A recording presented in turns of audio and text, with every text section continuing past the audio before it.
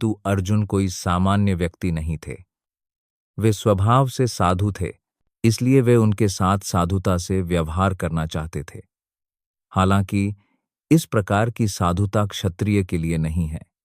यद्यपि राज्य के प्रशासन में एक उत्तरदायी व्यक्ति का साधु होना आवश्यक है, किंतु उसे कायरता नहीं दिखानी चाहिए। उदाहरण के लिए, भगवान राम इतने साधु थे कि लोग उनके राज्य में रहने के लिए उत्सुक थे, किंतु भगवान राम ने कभी कायरता नहीं दिखाई। रावण राम के विरुद्ध एक आक्रांता था, क्योंकि उसने राम की पत्नी सीता का अपहरण किया था, लेकिन भगवान राम ने उसे पर्याप्त शिक्षाएं दीं जो विश्व इतिहास में अद्वितीय हैं। हालांकि अर्जुन के मामले में विशेष प्रकार के आक्रांताओं अर्थात उसके अपने दादा, अपने गुरु, मित्रों, पुत्रों, पौत्रों आदि पर विचार करना चाहिए।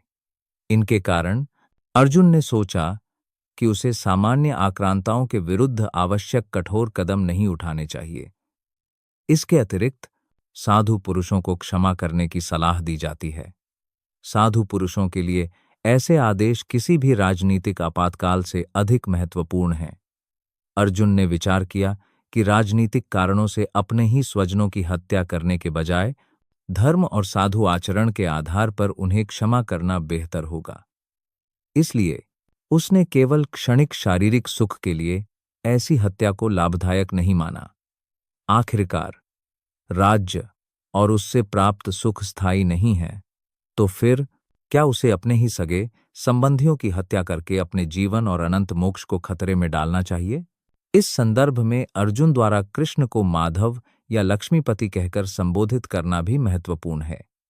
वह कृष्ण को यह बताना चाहता था कि लक्ष्मीपति होने के नाते उन्हें अर्जुन को ऐसा कोई काम करने के लिए प्रेरित नहीं करना चाहिए जो अंततः दुर्भाग्य का कारण बने। हालांकि कृष्ण कभी किसी पर भी दुर्भाग्य नहीं लाते, अपने भक्तों की तो बात ही छोड़िए। यद्यपि ये लोग देखते नहीं, फिर भी इनके मन लोभ से ग्रस्त रहते हैं।